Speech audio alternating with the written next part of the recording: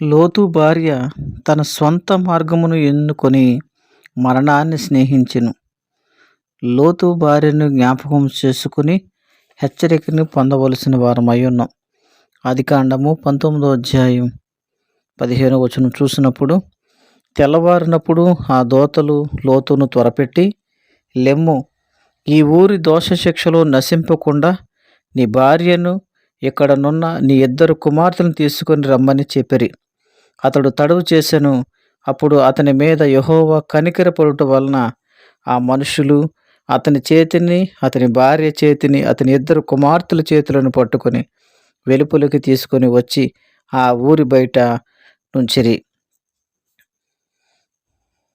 ఆ దూతలు వారిని వెలుపలికి తీసుకొని వచ్చిన తరువాత, ఆయన నీ ప్రాణం దక్కించుకున్నట్లు పారిపొమ్ము, నీ వెనుక చూడకము, ఈ మైదానంలో ఎక్కడనూ నిలువక నీవు నశించిపోకుండా ఆ పర్వతమునకు పారిపోమ్మని చెప్పగా, లోతు, ప్రభువా, అలాగు కాదు, ఇదిగో నీ కటాక్షము నీ దాసుని మీద వచ్చినది. నా ప్రాణం రక్షించడం వలన నీవు నా ఎడల కనుపరిచిన నీ కృపను గనపరిచితిని. నేను ఈ పర్వతమునకు తప్పించుకొని పోలేను. ఈ కీడు నాకు సంభవించి చచ్చిపోదునేమో. ఇదిగో, పారిపోవుటకు ఈ ఊరు సమీపములో ఉన్నది, అది చిన్నది, నన్ను అక్కడికి తప్పించుకొని పోనిమ్ము అని బ్రతిమాలెను.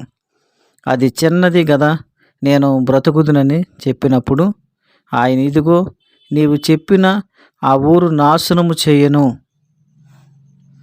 ఈ విషయంలో నీ మనవి అంగీకరించితిని. నీవు త్వరపడి అక్కడికి తప్పించుకొని పొమ్ము. నీవక్కడ చేరు వరకు నేనేమీ చేయలేనన్ను. అందుచేత ఆ ఊరికి సోయారు అని పేరు పెట్టబడును. సోయారు అనగా చిన్నది అని అర్థము. లోతు సోయారుకు వచ్చినప్పుడు ఆ దేశమున సూర్యుడు ఉదయించెను. అప్పుడు యెహోవా సొదొమ మీదను గొమొర్రా మీదను యెహోవా యొద్ద నుండి గంధకమును అగ్ని నాశనము నుండి ఆకాశము నుండి కురిపించి ఆ పట్టణములను, ఆ మైదానమంతటిని, ఆ పట్టణములలో నివసించిన వారందరినీ, నేల మొలకలను నాశనం చేసెను. అయితే లోతు భార్య అతని వెనుక నుండి తిరిగి చూచి ఉప్పు స్తంభమాయెను. ప్రియమైన బిడ్డలారా, ప్రభువు చెప్పిన మాట వినక తన సొంత నిర్ణయములతోటి కొంతమంది స్త్రీలు తమ బిడ్డలను, కుటుంబాన్ని భ్రష్టు పట్టించే వారిగా ఉంటారు.